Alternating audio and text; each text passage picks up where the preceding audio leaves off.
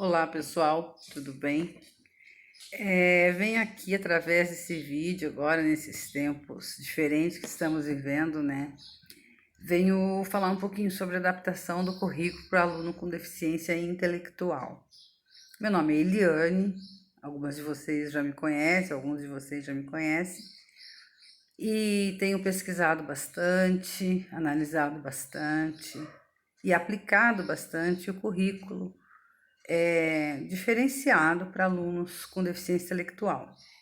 Eu tenho duas salas de recurso, uma no Colégio Estadual Castro Alves, aqui em Pato Branco, e outra no Colégio Estadual Padre Henrique Vicente, em Vitorino. Tenho trabalhado já há muito tempo com todos os alunos com deficiência, principalmente com deficiência visual, deficiência surdez, mas esses alunos, nem todos têm só uma deficiência. Eu trabalhei muito com alunos com duas ou mais deficiências. Então, alunos que têm baixa visão, com deficiência intelectual, ou até três ou mais deficiência, né? Eu tenho uma aluna com deficiência física neuromotora, baixa visão e deficiência intelectual. Aliás, não uma, mas eu tenho mais que uma nessas condições. Então, há muito tempo já eu venho trabalhando com essas crianças, acho que vocês me conhecem. Há muito tempo, eu digo assim, uns 28 anos mais ou menos. Mas nem é isso, é experiência, mas é também o aplicar na sala de aula, né? E eu fico pensando nos alunos que estão inseridos nas salas agora, que nessa pandemia e que estão em casa sem fazer nada e que são alunos do ensino regular, né? E que os professores não conseguem fazer aquilo que realmente é preciso fazer. Então, a gente vem aqui dar umas dicas para os professores do ensino regular e que vocês podem repassar isso para os professores das escolas de vocês, tá? Então, eu fiz um apanhado aqui, um apanhadinho geral aqui, da deficiência intelectual, ou com dupla deficiência, ou com mais de uma deficiência, né? Nós chamamos de deficiência múltipla. Então, esse apanhado que eu fiz, que são sugestões para os professores, agora no ensino à distância, para formular as atividades e as avaliações, porque nem todos os professores têm acesso aos nossos relatórios, àquilo que a gente realmente faz na sala de recurso. Nem todos eles conhecem os alunos. E agora com essa troca, tanto professor que já trocou agora, nesse momento do ensino à distância, e que não conhece o aluno, né? Então, são umas dicas, talvez, que vão aproveitar, tá? Então, eu fiz uma colinha aqui no meu computador, né? E eu vou aqui olhando só para não me esquecer de nada, tá ok? Então, a primeira recomendação é atividades claras, explícitas, sucintas, né? São atividades bem resumidas, atividades com bastante imagens e que, às vezes, uma palavra só do assunto, do conteúdo, para retratar aquilo que o professor quer falar, né? Às vezes nem essa palavra o aluno vai ler, mas pelo menos lá em casa a mãe vai poder ler e falar alguma coisa, ou alguém que está perto dele, né?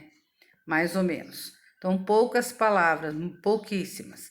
Reduzir, então, a complexidade das atividades. Uma outra coisa importante é a fonte maior, porque no caso dos meus alunos com baixa visão, mas todos eles precisam de uma fonte maior, assim fica mais claro, mais objetivo para eles, né? E fica melhor visível, né?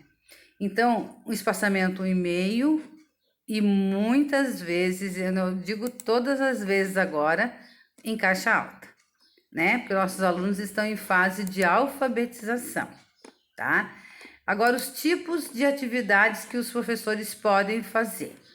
São atividades de ligue, marcar X, na resposta do marcar X, com duas alternativas apenas. Não aquele monte A, B, C, D, E, com duas alternativas, né, para marcar o X. Falso verdadeiro, com poucas, bem poucas, né, duas né? Ou 3, falso, verdadeiro, né? E com banco de palavras também. É importante o banco de palavras, né? A cruzadinha com imagens e se possível, o banco de palavras, misturadas palavras, mas um banco de palavras. Caça palavras com imagem, colorir objetos que represente o contexto da aula, juntar as sílabas e ou letras no contexto da aula, ligar os pontos, pode ser palavras referentes ao contexto, tudo no contexto da aula, no contexto do conteúdo, né? Completar as palavras referentes ao título da aula com as vogais ou consoantes, tendo imagens de apoio. Imagens para colar a palavra nas partes que se pede dentro do contexto da aula. Operações básicas de matemática apoiada em imagens. Também, né, o professor de matemática que está lá na frente já com os alunos sem deficiência, é importante que ele perceba que esse aluno não vai lá fazer aquilo. Ele vai simplesmente fazer as operações básicas, talvez nem essas, mas que a gente está passando, e isso devagar, então tem que ser aquelas operações bem básicas para aqueles alunos que realmente ainda não sabem nem ler e escrever direito, né? Numerar os desenhos de acordo com o contexto da aula, uma história seriada, né, para ele montar, por exemplo, com imagens, a história seriada, ele vai montar aquilo. Ordenar as palavras formando frases, circular as palavras ou desenhos conforme o conteúdo da aula, tudo dentro do conteúdo da aula.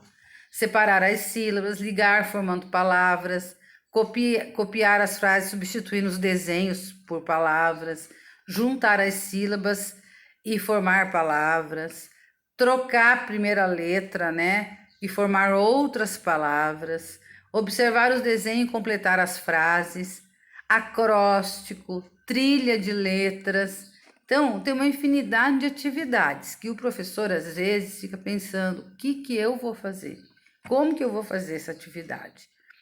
Então, vale toda a criatividade do professor, mas apoiado em nós. Sim, os professores os alunos que eu estou atendendo, os professores daqui no WhatsApp, que a gente tem os grupos e tal, né, que vocês estão vendo isso, eu apoio eles, muitas vezes eu faço atividade adaptada e mando para eles, eles falam, olha, ficou legal, que bacana, é assim que eu queria, eu não pensei nisso. Então, a gente que é da sala de recursos tem mais orientações para fazer isso e conhecemos nossos alunos, o que eles sabem e o que eles não sabem sobre escrita e leitura.